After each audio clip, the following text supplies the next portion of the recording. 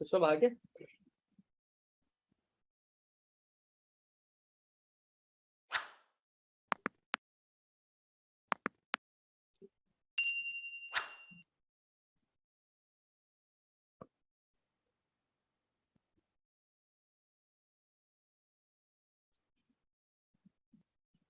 चलो हम लोग last class I think democracy वाला पार्ट पढ़ते थे। आई वाज जस्ट एक्सप्लेनिंग कि लॉ क्या होता है ना। तो आपने ये डिस्कस किया था कि 3 विंग्स होते हैं। एक बार क्विकली रिकैप कर लेते हैं। हम लोगों ने ये बताया था कि डेमोक्रेसी का नॉर्मली 3 विंग्स होते हैं, नॉर्मली ये 3 ही होते हैं, ठीक है। लेजिस्लेटिव, एग्जीक्यूटिव, जुडिशरी, ठीक है। तो लेजिस्लेटिव में हम बताया था कैसे स्ट्रक्चर होता है, लॉ कैसे पास होता है। पहले कोई भी बिल होता है वो बनता है, फिर उसके बाद उसको लोकसभा में पास कराया जाता है, फिर राज्यसभा, फिर उसके बाद उसको प्रेसिडेंट असेंट देता है तो वो जाकर के कानून बनता है देश में। उसके बाद एग्जीक्यूटिव होता है गवर्नमेंट ऑफ इंडिया, जो जनरली इंप्लीमेंट करते हैं। जैसे हम कंपनीज एक्ट का बताया था कि कंपनीज एक्ट के अंदर मिनिस्ट्री ऑफ कॉर्पोरेट अफेयर्स है, ठीक है ना, कॉर्पोरेट अफेयर्स है जो इसको मैनेज करता है। इसके अंदर अगेन इनका कई सारे डिपार्टमेंट आता है, जैसे रजिस्ट्रार ऑफ कंपनीज आता है, फिर रीजनल डायरेक्टरेट आता है जो इसको रेगुलेट बेसिकली करता है, ठीक है। उसके बाद जुडिशरी आता है जो कोर्ट वोट होता है, जो बेसिकली अगेन इन चीजों को मतलब जो इसको जो है अंडरस्टैंड या इंटरप्रेट करने में हेल्प करता है। कई बार कानून के अंदर कोई प्रॉब्लम्स आती है, कोई डिस्प्यूट्स होता है, तो इसको इंटरप्रेट करने में हेल्प करता है। जनरली गवर्नमेंट ऑफ इंडिया का जो विंग्स होता है उनके साथ जो कुछ कॉन्फ्लिक्ट होता है, कॉन्फ्लिक्ट ऑफ इंटरेस्ट होता है, उनको रिजॉल्व करने में कोर्ट्स हेल्प करते हैं। उसके बाद हमने डिस्कस किया था कि लॉ के अंदर क्या क्या आता है। तो हमने शुरुआत की थी आपके साथ डिस्कस करके कि एक्ट होता है। एक्ट कैसा होता है ये मतलब बताया था कि प्रॉपर अभी जैसे लेजिस्लेटिव बिल बनता है ये। उसके बाद मैंने आपको बताया था कि एक्ट के अंदर हम लोग रूल्स बना देते हैं, हर एक्ट के साथ करस्पॉन्डिंगली रूल्स बनते हैं। क्यों बनते हैं? क्योंकि रूल्स को चेंज करना बहुत ईजी होता है। तो लॉ मेकर्स क्या करते हैं, एक्ट में बेस डाल देते हैं और उसके बाद रूल बना देते हैं। अब कई लोगों के सब दिमाग में ये सवाल आता है कि फिर रूल बनता क्यों है, फिर तो एक्ट ही बना दो ना, वो तो सारा चीज मतलब एक्ट बनाता क्यों है, फिर सारा तो रूल ही बना दो। ऐसा नहीं होता। रूल हमेशा सबऑर्डिनेट होता है, मतलब एक्ट में कुछ बात लिखा हुआ होना चाहिए, उसको फॉलो अप कर सकते, जो इजी करते हैं। पूरा का पूरा उसको उठा के रूल नहीं दे सकते, ऐसे रूल का कोई वैल्यू नहीं होता। आज मतलब गवर्नमेंट अगर सीधा रूल निकाल देगा उसका कोई वैल्यू नहीं रहेगा डेमोक्रेसी वाइज, ठीक है। उसका वैल्यू तभी आता है जब वो एक्ट बन गया, वो पार्लियामेंट से सपोर्टेड हो। अभी वो बीच में क्रिप्टो पे आया था, गवर्नमेंट वो लेके आया था, अगर याद होगा 2015 के ऊपर। नहीं नहीं वो तो टैक्स तो बाद में कर, पर 2015 में जब आया था तो आरबीआई नॉर्मल एक सर्कुलर लेके आया जो बोला गया कि क्रिप्टो पे बैन है ट्रेडिंग। 2020 में सुप्रीम कोर्ट में मामला पहुंचते पहुंचते 2020 हो गया। सुप्रीम कोर्ट में जब उसका सुनवाई और सुप्रीम कोर्ट ओवररूल कर दिया, एक बार में उसको उड़ा दिया, बोला ये सब इलीगल है, आरबीआई ऐसा नहीं कर सकता। बात समझ रहे? तो उसको ओवररूल कर दिया। उसके बाद ही तो मार्च 2020 के बाद ही आप देख रहे होगा कि ये सब ज्यादा शुरू हुआ, लोग क्रिप्टो में ज्यादा ट्रेडिंग करना शुरू किया। ये मार्च 2020 के बाद हुआ। क्यों हुआ? उसी टाइम पे सुप्रीम कोर्ट का ही जजमेंट आया था जो उसको ओवररूल कर दिया था, उसको ओवरटर्न कर दिया था, ठीक है। क्या छोड़ ले लो। वो चाबी देके जाना वैभव, ठीक है। तो क्या बोला था? हाँ हाँ हाँ। तो वो क्या हुआ था, आरबीआई जब नॉर्मल लेके आया सर्कुलर, उसको सुप्रीम कोर्ट एक बार में ओवररूल कर दिया। बोले कि ये अनकॉन्स्टिट्यूशनल है, उसका कोई इज्जत ही नहीं रखा। मतलब समझ है मेरा बात? तो ऐसा अगर रूल लेकर के आएंगे ना तो यही हालत होगा, कोई कभी देश में कुछ कानून इंप्लीमेंट ही नहीं कर पाएगा।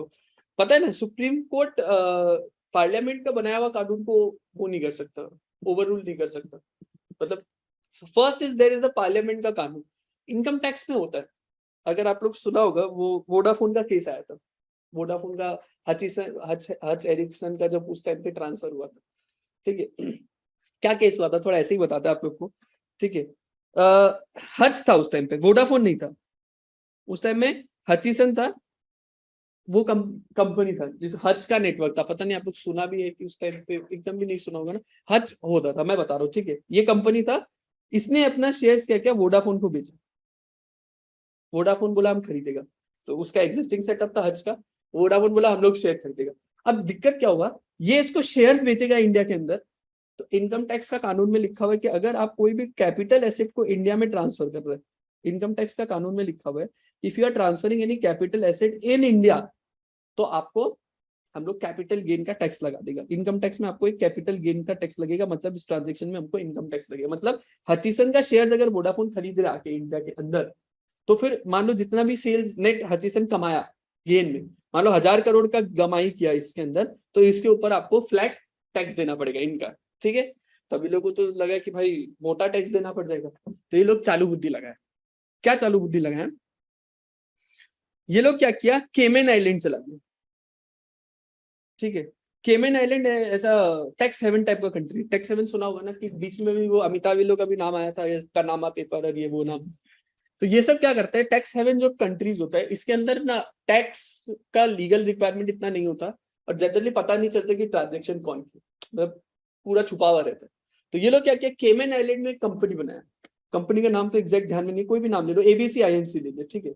ये लोग एक कंपनी ऐसा बना ली केमेन आइलैंड के अंदर। अब उसके अंदर ना ज्यादा कंपनी बनाना लफड़ा भी नहीं होता ज्यादा कुछ, इंडिया के अंदर तो सब कुछ मांग लेता है आपका, फिर भी वो लोगों को सेटिस्फेक्शन देता है। इंडिया में बनाता है तो वो आपको बोल देगा कि बेटा किडनी रख के चला था, वो इस कदर वो इतना आपसे डॉक्यूमेंट मांगते हैं, ठीक है। बट ये सब देश में इतना इजी है कंपनी बनाना, इतना कुछ मांगता नहीं है। एक ही बिल्डिंग में 50 कंपनी चल रहा है, 50 लाख का चल रहा है, मतलब कोई भी नाम से कंपनी चल रहा है, ठीक है।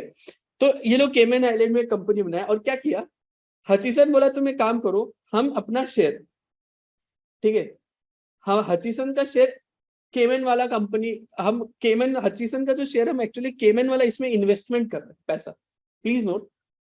हम इसको शेयर बेचा, हम इसको शेयर बेचा और ये शेयर खरीदा, तो टैक्स देना पड़ेगा जिसका जो बेच के अल्टीमेटली पैसा कमाए। बट यहाँ पर क्या हुआ, केमेन आइलैंड से ये लोग इन्वेस्टमेंट करा दिया, बोला हम लोग हज का शेयर बेचेगा नहीं, हम लोग हज का ओनर ऊपर वाला चेंज कर देगा। तो हम लोग क्या किया, केमेन वाला का जो कंपनी बनाया इसका मैं नया इन्वेस्टर बना दिया इसको पूरा, और इसका शेयर बिकवा दिया वोडाफोन को केमेन के अंदर, समझ गया। तो थोड़ा सा तुम लोग ऊपर गया होगा, क्योंकि तुम लोग अभी इनकम टैक्स और ये सारा झोल झपाटा में अभी तो चल ही रहा है ना, कॉर्पोरेट में जितना स्कैम हुआ है हम अच्छे से समझाएगा। ये हमारा पार्टी है, एक कॉन्सेप्ट आता है कि लॉ को डिफीट करना जब आप चाहता है तो कानून उसको अलाउ नहीं करता, वो एक वैलिड कंसिडरेशन नहीं होगा, उसमें हम और अच्छे से बताएंगे। बट ओवरऑल तुम लोग को बात समझ में आए कि कैसा किया, केमेन को इन्वेस्टर बना दिया। बेटा हम पैसा अगर इन्वेस्ट करें कोई कंपनी में तो हमको कोई टैक्स नहीं देना पड़ेगा ना। आज अश्नीर ग्रोवर कोई शार्क टैंक वाला कंपनी में पैसा इन्वेस्ट कर दिया तो उसको तो कोई टैक्स नहीं लगेगा। वो इन्वेस्टमेंट जब बेचने जाएगा तब उसको टैक्स देना पड़ेगा। हम अगर कोई कंपनी में 10% इन्वेस्ट किया तब तो हमको कोई टैक्स नहीं लगेगा, लेकिन हम जब वो शेयर बेचने जाएगा 10% तब हमको टैक्स लगेगा। तो हम एक नया कंपनी बना के इधर पैसा इससे इन्वेस्ट करा दिया, समझा, और इसका शेयर इसको बिकवा दिया। तो कोई इंडिया में तो कोई शेयर बिका ही नहीं ना, और केमेन आइलैंड टैक्स हेवन होता है, उधर टैक्स में लगता नहीं, तो पूरा गोल कर दिया, समझा। तो सुप्रीम कोर्ट का जज ऐसा बोला जाता है, ठीक है, हम सूत्र बताते हैं, मेरा कोई वो नहीं है, सूत्र ऐसा बताते हैं कि सुप्रीम कोर्ट का जज कहीं ना कहीं इसमें बायस था, और सुप्रीम कोर्ट के जज ने बोला कि ये इसके ऊपर इंडिया में कैपिटल गेन टैक्स नहीं लगेगा, क्योंकि ये फॉरेन का ट्रांजेक्शन है, इंडिया में तो इसका कुछ अक्रू अराइज हुआ ही नहीं। फिर Pranab Mukherjee was the finance minister at that time, उनको सब अच्छा नहीं लगा, उन्हें बोला ये गलत कर रहे हैं, ऐसा नहीं होना, ऐसा करेगा तो फिर हमको कोई इंडिया में जमीन बेचेगा नहीं, कुछ कोई भी काम करना है हम कुछ करेंगे नहीं इंडिया में, हमको कोई जमीन प्रॉपर्टी बेचना है हम इंडिया में बेचेंगे नहीं। हम क्या करेगा, केमेन आइलैंड में कंपनी बनाएगा, वो दिखा देगा कि भाई वो परचेज किया, इन्वेस्ट किया है, उसका शेयर बिकवा देगा, फिर तो सब इंडिया केमेन आइलैंड जा रहा है। किसी को पूछो, उसको पूछो फोन करके, क्या है, बोले केमेन आइलैंड में छुट्टी मनाने के लिए आया है, वो घर का कुछ प्रॉपर्टी सटाना था, यहाँ आगे 2-3 कंपनी बना के कर रहे, इंडिया में 20-20% टैक्स लगता है बच्चा है सारा। तो ये प्रैक्टिस हो जाता, सुप्रीम कोर्ट का जजमेंट अगर ये आ जाता तो फाइनेंस मिनिस्टर बोला कि नहीं हम इसको अलाउ नहीं कर सकता। तो फिर क्या किया, एक्ट को, इनकम टैक्स एक्ट को अमेंड किया गया, और बोला गया कि अगर आप इंडिया का कंपनी का शेयर नहीं बेच रहे कोई बात नहीं, लेकिन अब ऐसा कोई भी एंटिटी का शेयर बेच रहा है जिसका वैल्यू इंडिया का कंपनी से आ रहा है, तो फिर इस केस में हम लोग मान लेगा कि इंडिया में ही पैसा आपको इनकम टैक्स पे देना पड़ेगा। मतलब हम थोड़ा सा ऊपर आपको हो सकते जा रहा हूँ, क्योंकि बहुत डीप में बता रहा हूँ, इसको बहुत अच्छा से टेकअप करेगा जब टॉपिक आएगा रेलेवेंट। बट द पॉइंट हम क्या बोलना चाह रहे हैं कि कोर्ट का जजमेंट को पार्लियामेंट ही ओवर रूल कर सकता है। कोर्ट का, सुप्रीम कोर्ट का कोई जजमेंट आया ना, सुप्रीम कोर्ट का कोई जजमेंट आया तो उसको पार्लियामेंट ही वापस कानून बना करके ओवर रूल कर सकते, उसको और कोई ओवर रूल नहीं कर सकता, समझा। तो ये जो सुप्रीम कोर्ट का अभी तक जजमेंट आया कि हम लोग ये क्रिप्टो का जो टैक्स है, यहीं से तो बात शुरू हुआ था ना, क्रिप्टो का जो ट्रेडिंग है इसका बैन को अपलिफ्ट कर दिया था, इसका बैन को हटा दिया था सुप्रीम कोर्ट। तो अब वो हटा हुआ चल रहा है इतना दिन से, ये बीच में प्लानिंग चल रहा था कि सरकार बोला था कि हम लोग लॉ लेकर के आएगा क्रिप्टो ट्रेडिंग को बैन करने के लिए, अभी तक लेकिन नहीं आया, थैंक गॉड। पर अभी तक उसको इनडायरेक्टली ऐसा बना दिया कि कोई अब इन्वेस्ट करना नहीं चाहता। वो कर रहे क्या अभी भी क्रिप्टो, कोई करना नहीं चाहता, क्योंकि क्या इतना सारा उसमें कॉम्प्लेक्सिटीज डाल दिया। एक तो 30% फ्लैट, लॉस हुआ तो आपका, प्रॉफिट हुआ तो सरकार को 30% देना होगा। 1000 रुपए का भी इनकम किया तो रिटर्न भर क्या, ऐसे तो 2.5 लाख तक नॉर्मल एग्जेम्पशन है, बट इसमें आप 1000 रुपए भी कमा रहे तो आपको रिटर्न भर के पैसा सरकार को 30% देना पड़ेगा मैंडेटरी। तो उसको इतना बुरी तरह से डिस्करेज किया कि आपको करना ही बंद कर दिया। और ऐसे भी अब तो क्रिप्टो में काफी डिक्लाइन भी आ गया, तो लोग वैसे भी बाहर जा रहे हैं। ठीक है, समझा यहाँ तक? समझा हम क्या बोल रहे हैं? ऊपर ऊपर से हम ये नहीं बोल रहे कि आपको पहला ही क्लास के अंदर लॉ का पहला क्लास चल रहा है, ये पूरा समझ में आ गया होगा, नहीं। ये जो केस स्टडी है वोडाफोन वाला, हमको समझाने में 1 घंटा लगेगा। तो हम अभी बहुत अच्छे से समझाएगा। एक टॉपिक आता है मेरा कंसिडरेशन के अंदर, उसको पूरा प्रैक्टिकली समझाने के लिए कि कंसिडरेशन को डिफीट करने के लिए आप कोई भी अरेंजमेंट करता है, लॉ को डिफीट करने के लिए आप कोई भी अरेंजमेंट करता है, तो फिर वो वैलिड नहीं होता। तो वो चीज समझाएगा हम इसमें, समझ रहे मेरा बात? तो वो 1 घंटा का एक्सप्लेनेशन है, आई एम नॉट टेकिंग अभी, क्योंकि उससे पहले आपको लॉ का बहुत कुछ मालूम होना पड़ेगा, तब जाके वो वहां पर समझ में आएगा। बट मैं ऊपर ऊपर से बताया आपको, थोड़ा बहुत ऊपर ऊपर से तो समझ में आएगा कि क्या होता है। बेसिकली मैं बताना सिर्फ एक ही बात चाह रहा था कि सुप्रीम कोर्ट का कोई जजमेंट आता है तो उसको और कोई ओवर रूल नहीं कर सकता, उसको सिर्फ देश का पार्लियामेंट वापस कानून बना के ऊपर ओवर रूल कर सकता है। ठीक है, इंदिरा गांधी जो इमरजेंसी लगाया वो भी तो यही हुआ था, क्योंकि कोर्ट का और उनका कॉन्फ्लिक्ट हो गया था बीच में। तो अब कोर्ट को तो इजी नहीं, कोर्ट का बात तो मानना पड़े, तो वो बोला कि इमरजेंसी लगाओ, पूरा कोर्ट वीट को ओवरथ्रो कर दो पूरा। ये जो एग्जीक्यूटिव विंग है उसी को जुडिशरी के ऊपर ले आओ, उसी को लेजिस्लेटिव, सबको ओवररूल कर दो। वो यही तो उसका प्रॉब्लम हुआ था। वो जुडिशरी वाला बीच बीच में जो भी वो काम करता था, जुडिशरी वाला बीच में उसको ऊपर टर्न अप कर देता। और हम आपको बताया पार्लियामेंट से हर चीज चेंज कराना इतना आसान नहीं होता। आपको लोकसभा में मेजोरिटी चाहिए, उसके बाद राज्यसभा में मेजोरिटी, उसके बाद प्रेसिडेंट मानना पड़ेगा, तो उसके लिए मुश्किल हो रहा था। तो वो बोला कि हटाओ, इमरजेंसी डिक्लेयर कर दो, देश में सारा कुछ अपना कंट्रोल पे ले लो। ये एक बहुत मेन ट्रिगर पॉइंट था उस टाइम पे इमरजेंसी लाने का। ठीक है, तो खैर हम लोग चलते हैं, एक बार हम क्विकली वापस रिकैप करते हैं कि हम लोग क्या क्या बोला था। लॉ के अंदर हम लोग दो बात बोला था। एक तो एक्ट बताया था, ठीक है, और उसके उससे करस्पॉन्डिंग रूल्स आता है, आपको ये समझ में आ गया होगा कि क्यों होता है। तीसरा होता है रेगुलेशन, हम ये भी बता दिया था। ठीक है, आप लोग पिछला क्लास अटेंड किया था क्या दोस्तों? पिछला क्लास अटेंड नहीं किया? हाँ, ऑनलाइन किया था, समझ में आया था पिछला ऑनलाइन, कोई दिक्कत नहीं हुआ था? थोड़ा दिक्कत हो कहाँ, यहाँ से ठीक। चल, तो रेगुलेशंस हम क्या बताए थे कि कानून का कोई बॉडी बना देते हैं। अब जैसे वही था ना, सेबी को बनाया क्योंकि पार्लियामेंट वाला बोला कि हम लोग के लिए स्टॉक मार्केट को रेगुलेट करना पॉसिबल ही नहीं है, कानून उस पर होना। तो हम लोग क्या करेगा, सिंपल एक सेबी एक्ट को बना देगा। सेबी एक्ट 1992 बनाया, उसमें सेबी का सारा पावर दे दिया, सेबी के अंदर चेयरमैन होगा, ये होगा, इसका सारा बेसिक बात बता दिया, और बोला सेबी को सारा रेगुलेशन है स्टॉक मार्केट बनाने में, कोई दिक्कत नहीं। समझा? तो सेबी को ये पावर, अब सेबी जो स्टॉक मार्केट को रेगुलेट करने के लिए बनाएगा उसको हम लोग रेगुलेशन बोलते हैं। तो आईपीओ एफपीओ का बताया भी था कि सेबी आईपीओ एफपीओ को रेगुलेट करने के लिए ये बनाता है। सेबी का issue of capital and disclosure requirement, इसके तहत ये बनाया रिक्वायरमेंट रेगुलेशन। 2018 में इसका पूरा नया वर्जन आया था। तो ये issue of capital and disclosure requirement regulation 2018, तो ये सेबी का बना हुआ है जो स्टॉक मार्केट को देगा। वैसे रिजर्व बैंक का कई सारा गाइडलाइंस है जो बैंक्स के फंक्शनिंग को मॉनिटर करता है, तो वो हो गया रिजर्व बैंक का अपना गाइडलाइंस। इसके अलावा, ठीक है, इसके अलावा मेरा जो चौथा पॉइंट आता है वो आता है ऑर्डिनेंस। अब यहाँ से वापस, यहाँ से मेरा मेन टॉपिक शुरू है। अभी तो हम खाली रिकैप कराया और कुछ छोटा मोटा बात आपको लॉ के बारे में होता है। यहाँ से वापस मेरा मेन टॉपिक शुरू। ऑर्डिनेंस क्या हो गया समझो। अभी बीच में जब ये पेंडेमिक आया था कोरोना वाला 2020 वाला, आप लोग सुना होगा बीच में कि ये जो कई सारा डॉक्टर और नर्सेस गया कई सारा कॉलोनी में। आई थिंक मध्य प्रदेश से पहला केस रिपोर्ट हुआ था, फिर यूपी साइड से भी कई केस आए कि डॉक्टर्स लोग गया कोविड का पेशेंट को टेक, डॉक्टर और ये नर्स वर्स लोग गया कि ना कोविड का पेशेंट्स को वो मतलब कि उसको ले जाके आइसोलेशन सेंटर में ले जाके, तो डॉक्टर का माथा फोड़ दिया, नर्स का माथा फोड़ दिया। बहुत सारा इंस्टेंस उस टाइम पे आया था जब ये शुरू में आया था। उस टाइम पे आप लोग पता नहीं सुना होगा कि नहीं, उस टाइम पे बहुत सारा ऐसा किस्सा है।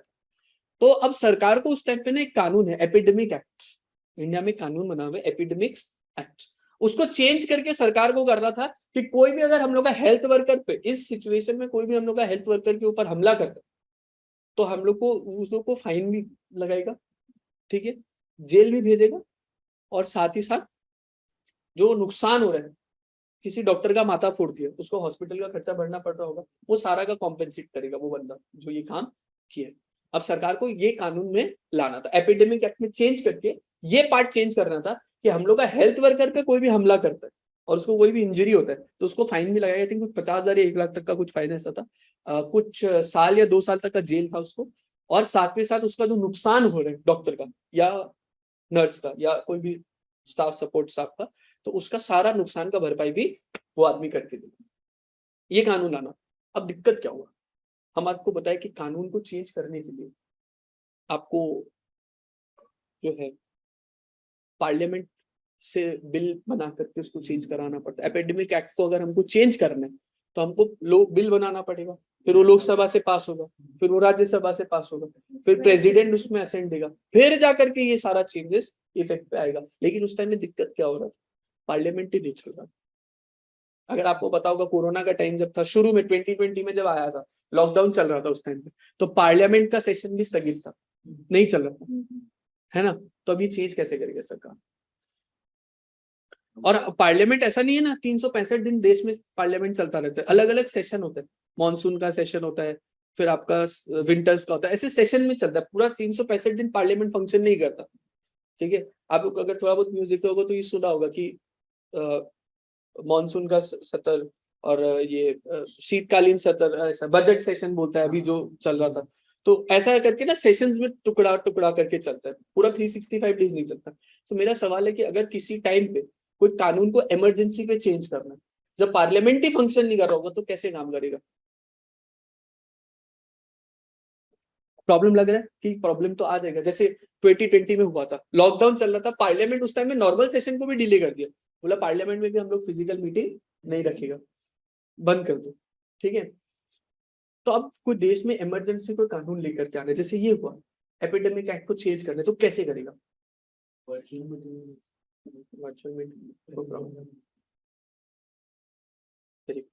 तो प्रॉब्लम समझ में आया क्यों है।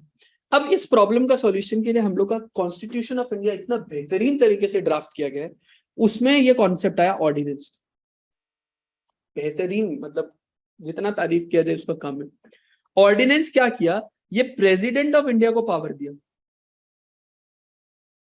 कि अगर देश के अंदर पार्लियामेंट फंक्शन नहीं कर रहा किसी भी कारण से और देश में इमरजेंसी बेसिस पे कोई कानून लेके आना है, तो तुम लोग उसको एक ऑर्डिनेंस के तहत लेकर के आ सकते।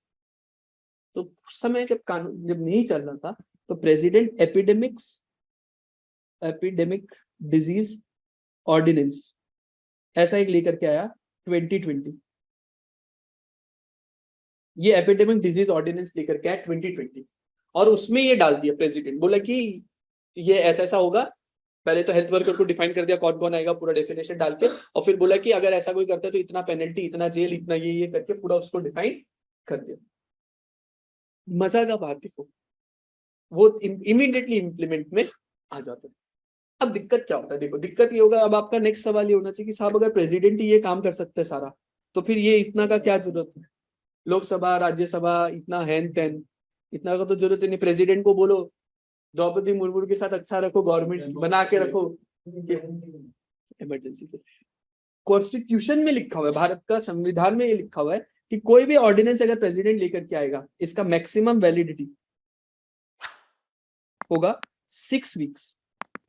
इसका मैक्सिमम वैलिडिटी होगा 6 वीक। 6 वीक कहां से देखा जाएगा, जब तक दोनों हाउसेस कमेंस नहीं हो जाता, मतलब लोकसभा और राज्यसभा जब तक दोनों चलने नहीं लग जाएगा, वहां से मान लो प्रेसिडेंट एक ऑर्डिनेंस लेकर के आया 1 जून 2022 को, लोकसभा कमेंस हुआ 20 जून 2022 को और राज्यसभा 21 जुलाई 2022 को, तो यहां से 6 वीक्स तक ही इस ऑर्डिनेंस का वैलिडिटी होगा जो प्रेसिडेंट लेकर के आया।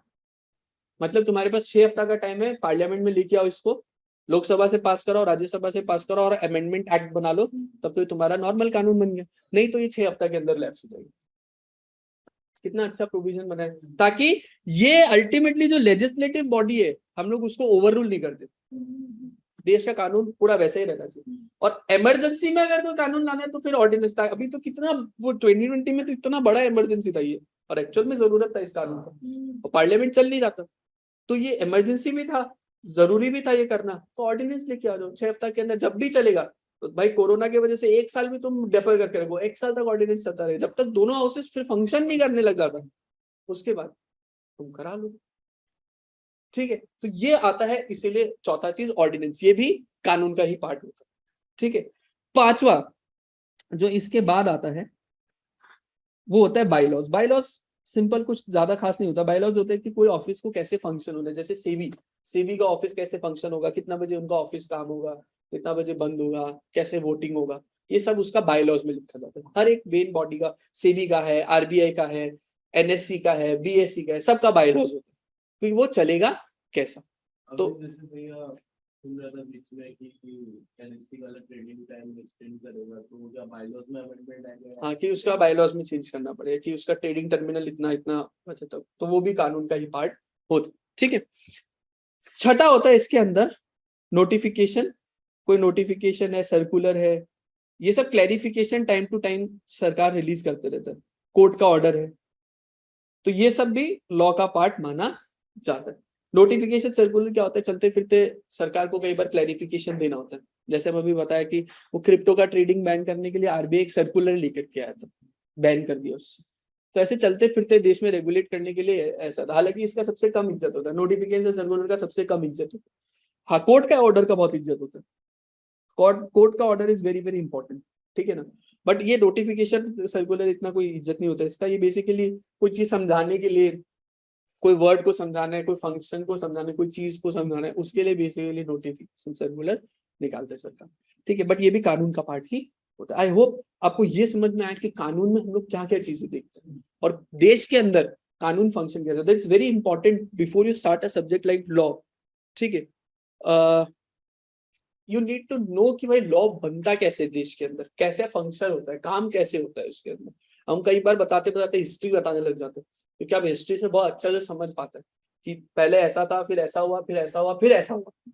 तो वो आप बहुत अच्छे से ट्रेस कर पाते हैं। और हर चीज हम आपको लास्ट क्लास भी बोला, आज फिर से बोल, हर प्रोविजन जो हम शुरू करेगा उसका पहले लॉजिक बताया कि दुनिया में आया क्यों। ऐसे ही नहीं आता कोई भी चीज। अभी भी हम यहाँ पर सब चीज बताया, तो सब चीज का हम बताया कि भाई रेगुलेशन क्यों आया, रूल क्यों आया दुनिया में, एक्ट ऐसा क्यों बना, ऑर्डिनेंस का जरूरत क्यों पड़ा, कॉन्स्टिट्यूशन को क्यों जरूरत पड़ा ऑर्डिनेंस बनाने का।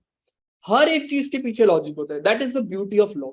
लॉ कोई भी चीज फोकट का नहीं बनाता कि चलो बना दिया, मन कर दिया, कल किसी का मन हो गया तो चलो कानून बना दो देश के अंदर, ऐसा नहीं होता। वो हर चीज के पीछे एक लॉजिक होता है। तो every section, every provision that we are going to do, आपको दिल से ये बात होना चाहिए कि भाई पहले तो ये समझते कि ये दुनिया में आया तो कोई तो कारण होगा ना। ठीक है, तो हम हमेशा यही अप्रोच रखेंगे, प्रैक्टिकल अंडरस्टैंडिंग वाला। ठीक है ना। तो ये हमने आपके साथ बात किया कानून कैसे बनता है। अच्छा, एक चीज और जो मैं शुरू वाली क्लासेस में बता देता हूँ, वो ये होता है कि आपको प्रेजेंटेशन कैसे करना। तो मैंने आपको बताया आपके पेपर के अंदर ना practical case study based question आता है, कि आपको वो एक सिचुएशन दे देगा कि ऐसा ऐसा एक क्लाइंट आपके पास आया है, वो ऐसा ऐसा सिचुएशन में फंसा हुआ है, और आपको उसको एडवाइस कर या उसको आपको सजेशन देना है। तो आप कैसे, तो वो एक प्रैक्टिकल केस स्टडी का एक फॉर्मेट होता है। ठीक है, तो वो फॉर्मेट कैसे लिखता है वो अभी मैं आपको लिखा देता हूँ, क्योंकि पहला दिन से आपको फॉर्मेट मालूम होना चाहिए, सो दैट हम जब क्वेश्चंस करते आएंगे धीरे धीरे, मैं वैसे तो प्रैक्टिस कराऊंगा प्रॉपर, बट आपको फॉर्मेट एक मालूम होना चाहिए। वो फॉर्मेट आज मैं लिखवा देता हूँ। ठीक है, तो कॉपी वॉपी लाए, तो कृपया कॉपी निकाले। हम आपको शुरुआत ही आज इससे करेंगे, how to present practical case study based question.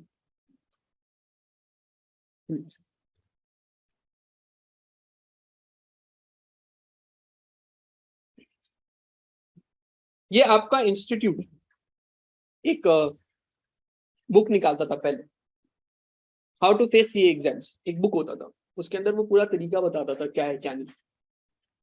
एक चीज और, मैं आपको पहला दिन एक बात और बता देता हूँ। ये जो पेपर आप लोग 3 घंटा में लिख के आता है फाउंडेशन का, लॉ का पेपर में बता रहा हूँ, पूरा लिख के आएगा प्रॉपर। अब वो क्या लगता है कितना देर में चेक होता होगा, जो आप 3 घंटा में पेपर लिख के आए, क्या लगता है वो कितना देर में चेक होता होगा? 10 मिनट, 5 मिनट, आधा घंटा, 15 मिनट। कोई ऐसा नहीं है कि 3 घंटा लिखा है, कम से कम 1 घंटा तो लगा के चेक करो। किसी को भी नहीं लगता 1 घंटा लगता होगा। 7 से 7.5, 7 to 7.5 minutes. I've had a lot with discussion with lot of paper checkers. ठीक है, 7 से 7.5 मिनट में वो पेपर चेक होता है आपका। समझ में आया? तो पहला चीज इससे क्या समझ में आता है हमको? पहला चीज कि आप कहीं भी ओवरराइड करेगा, कहीं अटा के लिख दिया, उसको गोल गोल करके स्क्रिबल करके लिख दिया। कई लोग का चाइनीज भाषा में लिखने का होता है। मार्क माय वर्ड्स, एग्जामिनर इतना दिमाग ही नहीं लगाता हूँ।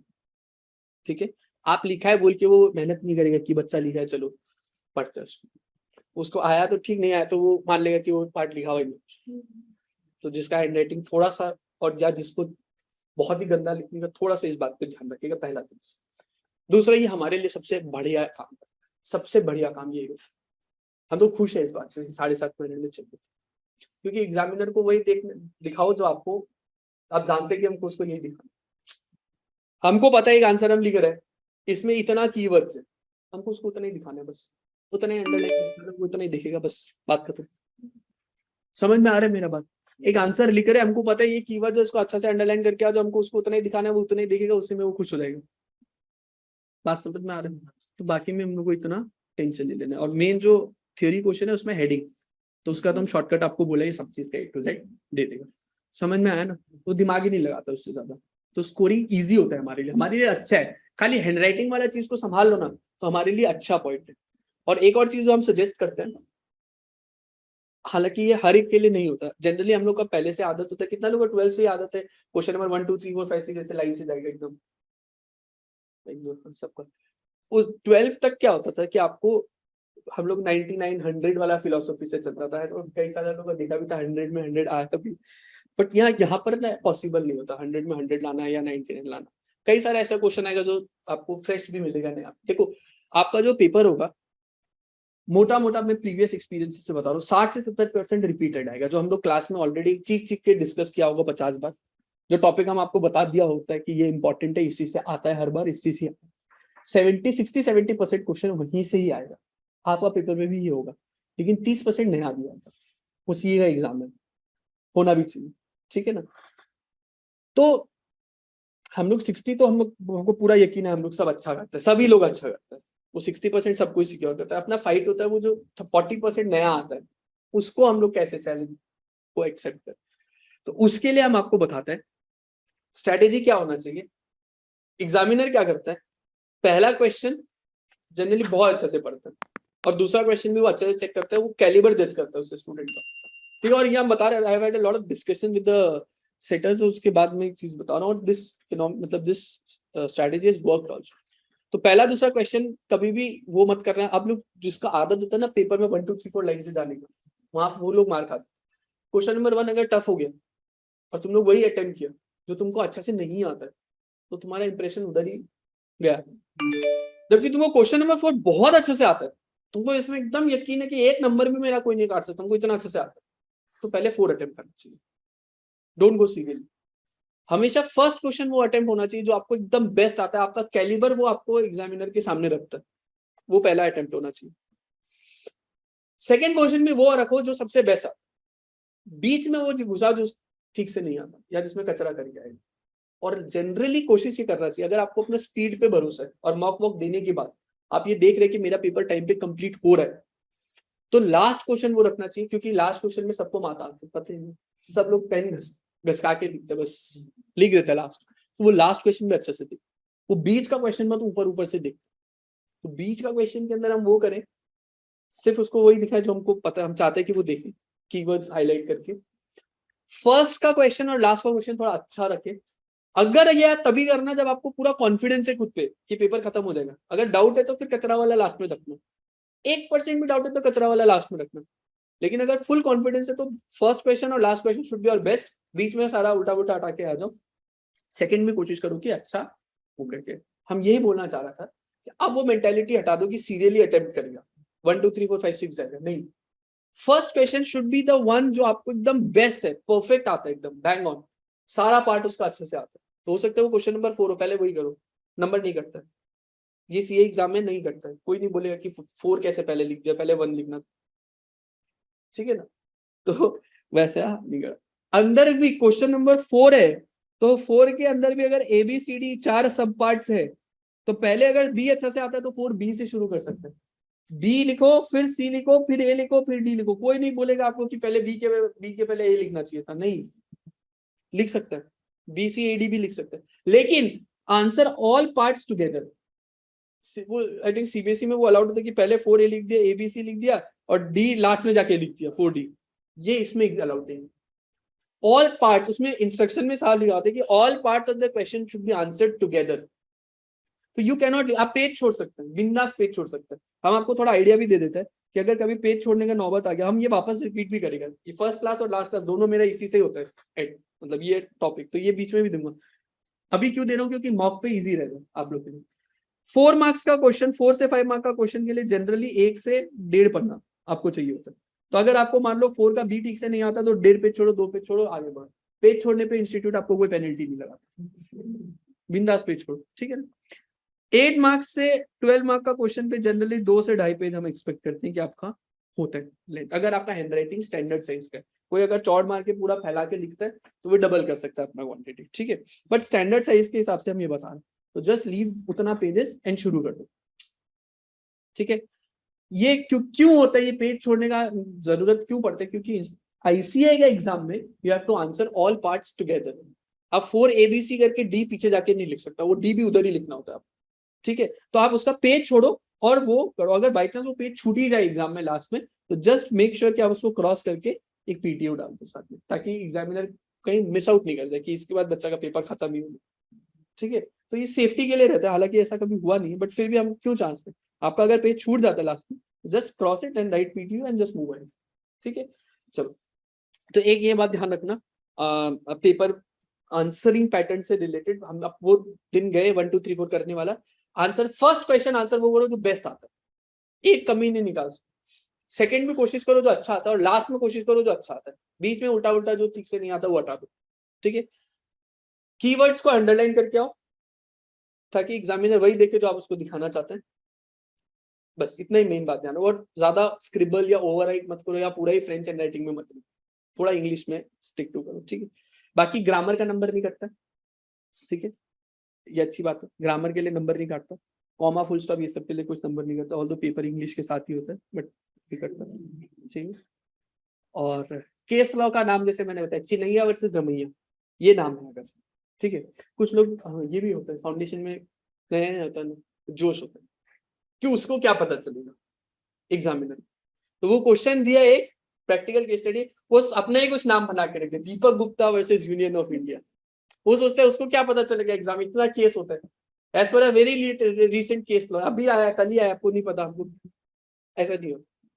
ये सब होशियारी मत लगाना, ठीक है। केस लॉ मालूम नहीं, जबरदस्ती इसका नाम बना के, फिक्शनल स्टोरी नहीं लिख रहे हैं आप, ठीक है, प्लीज ये सब मत। सेक्शन नंबर, बहुत इंपॉर्टेंट बात बोल रहे हैं, तब एकदम गार्ड मान लो, ये फर्स्ट दिन ये इसलिए बोल रहे हैं। इंस्टीट्यूट में हम खुद ये बात बहुत सारा पेपर्स में देखा हुआ है, इंस्टीट्यूट की तरफ से ऑफिशियली आया हुआ है। अगर आप सेक्शन नंबर सही लिखते हैं, मैंने सेक्शन 10 पढ़ा है और आपने सेक्शन 10 लिखा एग्जाम में, section 10 of Indian contract act, ज्यादा से ज्यादा आधा नंबर पड़ेगा आपका, फर्क half number plus point side पर फर्क पड़ेगा। लेकिन अगर आप गलती से भी 10 के जगह 11 या 12 या 9 लिख दिया, वो आपका पड़ेगा नहीं आगे, क्योंकि जो चीज 10 के हिसाब से आंसर करना था वो तुमने 9 के हिसाब से आंसर किया, तो वो आंसर सही हो ही नहीं सकता, वो पड़ेगा ही नहीं, वो 0 करके आगे बढ़ जाएगा। यही हम बोल रहा था, अगर जब तक 100% श्योर नहीं है सेक्शन नंबर मत लिखना। और फाउंडेशन में तो हम कभी इंसिस्ट नहीं करता कि तुम लोग दिमाग में ये लोड रखो, सेक्शन नंबर याद रखो, एंजॉय करो, इंटर से करना, ठीक है। एकदम लोड मत लेना सेक्शन वेक्शन याद रखने का, खाली एक्ट का नाम याद रखो, उतना ही बहुत, वो भी याद नहीं है इस पर तो प्रोविजन ऑफ लॉ लिख करके याद रखो, ठीक है। गलत मत लिख के आना, गलत लिख के आते ही आपका 0 नंबर कर देगा, 0, तो बहुत बड़ा रिस्क होता है, मतलब risk is very high as compared to record. Section number एकदम 400% श्योर है तब भी लिख के आना, वरना मत लिख के आना, फालतू होशियारी मत, कोई मतलब नहीं, ठीक है। और ये सब मत करना प्लीज कि ना अपना मन से केस लॉ का नाम डाल दिया, कोई पढ़ा ही नहीं, ऐसा कुछ दुनिया में हुआ ही नहीं, एग्जामिनर को बोल दिया, एग्जामिनर कसम खा के बता रहे कल ही केस ला है as per a very latest judgement, ठीक है, वो they are very smart, please ये सब मत करना, ठीक है। How to present practical case study based question in exam. पहला, इसके अंदर आपका सबसे पहला आता है गिवन फैक्ट्स। ये फॉर्मेट इंस्टीट्यूट का मैंने बताया आपको, एक बुकलेट आता था हाउ टू फेस ये एग्जाम्स, उसका उससे बता रहा हूँ, ठीक है। Given facts of the case, ये आपका फर्स्ट बुलेट आता है इसमें। इसके अंदर आप बुलेट्स मार्क करके लिखते हैं। इसके अंदर आप बेसिकली क्या करते हैं, समराइज करते हैं the question in 2 to 3 lines max. The first thing is given facts of the case. पूरा क्वेश्चन नहीं छापना होता है, जस्ट समराइज 3 लाइन, 2 से 3 लाइन में सिर्फ समरी लिखना होता है क्वेश्चन का। उसके बाद लीगल प्रोविजंस,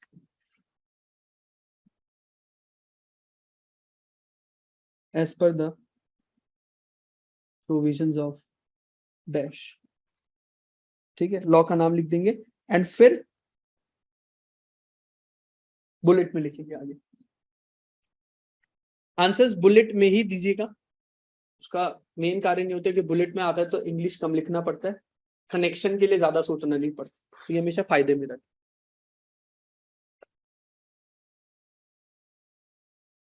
तीसरा, जुडिशियल प्रोनाउंसमेंट, या आप लोग को अगर ये भारी लगता है तो डिसाइडेड केस लॉ लिख देना, हल्का है। कई बार आपको एग्जाम में जो ऑलरेडी आए हुए केस लॉज है, ऑलरेडी जो आए हुए जजमेंट्स है, उसके ऊपर सवाल पूछ लेता है, तो उसको आपको यहाँ पर कोट करना होता है कि ये ऑलरेडी इससे मिलता हुआ फैक्ट्स।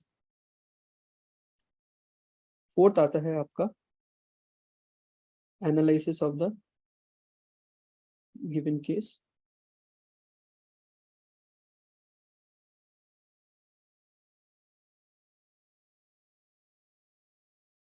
और फिफ्थ आएगा आपका कंक्लूजन, मैक्सिमम 1 to 2 लाइन पर द requirement of question.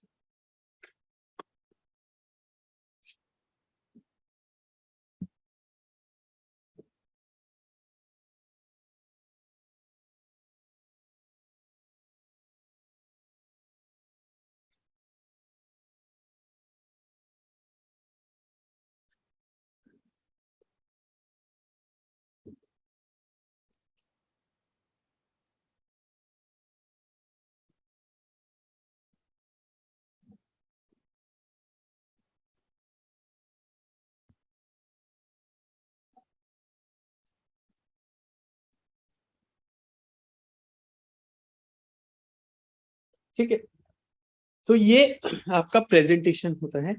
कोशिश हमेशा यही करना कि बुलेट में आंसर को लिखो। बुलेट में जब आंसर लिखते हैं तो हमको एक तो इंग्लिश थोड़ा कम लिखना पड़ता है, और दूसरा कनेक्शन में ज्यादा दिमाग नहीं लगाना पड़ता, वो बेटर प्रेजेंटेशन निकल के आता है। और बुलेट पे लिखने का सबसे बड़ा एडवांटेज ये होता है कि हर बुलेट के बाद आप दो तीन लाइन छोड़ देना, कि कल को कुछ भूल गया, कुछ याद आया तो वहां पर आप डाल के लिख सकते हैं आराम से, ठीक है। तो ये सब चीज शुरू से हैबिट बनाना होगा, ठीक है ना। तो हम अभी ऑफ कोर्स क्वेश्चंस कराएगा, ये फॉर्मेट दिया ही है खाली। अब जैसे जैसे हम लोग आगे बढ़ेगा, हम लोग सब क्वेश्चंस भी करेगा क्लास के अंदर, कोई दिक्कत नहीं है, ठीक है। बट ये सब आदत शुरू से अपने को क्लियर होना पड़ेगा पेपर के बारे में, ठीक है। तो ये था, आई थिंक यहाँ तक ठीक है। किसी को कुछ दिक्कत है यहाँ तक पूछना है? या आज हम 2 सेशन से बेसिक्स कर लिए, ठीक है। क्या होता है लॉ, क्या करेगा हम लोग, कैसे पढ़ेगा, एग्जाम का पैटर्न कैसा होता है, क्वेश्चंस किस टाइप का आता है, कैसे प्रेजेंटेशन देना है, ठीक है। ये सब आप लोग अभी 2 सेशन में डिस्कस किया। अब हम नेक्स्ट क्लास प्रॉपर आपका सिलेबस शुरू कर देंगे, ठीक है। अभी आपका टाइमिंग्स आज I think Gautam will reach शाम तक, कल या परसों तक एक बार will have a discussion, and मैं आपको फाइनल बता दूंगा कि अपना लॉ वाला टाइमिंग क्या रहेगा। अब अपना सेशन बिल्कुल रेगुलर रहेगा, ठीक है। And I just let you know the timing कि कौन कौन सा दिन किस किस बजे आप क्लासेस क्यों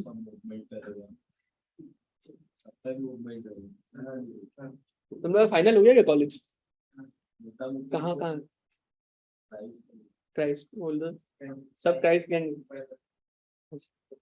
ठीक है हाँ कोई बात नहीं वो आप लोग के साथ एक बार डिस्कस कर लेंगे कोई दिक्कत नहीं है ठीक है आपका कैसे क्या होता है बट मेरा एक ही रिक्वेस्ट है कि वहाँ जाने के बाद नॉर्मली एक्टिव रहना पार्टिसिपेंट ऐसा नहीं है कि ऑन करके छोड़ ठीक है आप चाहे तो वीडियो भी अपना ऑन कर सकते हैं बट अभी से बोल देते हैं कि प्लीज थोड़ा एक्टिव रहना वहाँ पे ठीक है बस इतना ही मेरा बात था और किसी को कुछ पूछना है करना है कल से हम लोग अपना नॉर्मल प्रॉपर कंटेंट पूरा कोर्स वाला शुरू कर देंगे अभी हम 2 से बेसिक्स बताए कि लॉ क्या होता है कैसे बनता है कैसे आता है हम कैसे पढ़ेंगे ये सारा चीजें बताए ठीक है कुछ पूछना है किसी को कुछ नहीं ठीक है आज इतने रखते हैं थैंक यू वेरी मच आपसे कल मुलाकात होगी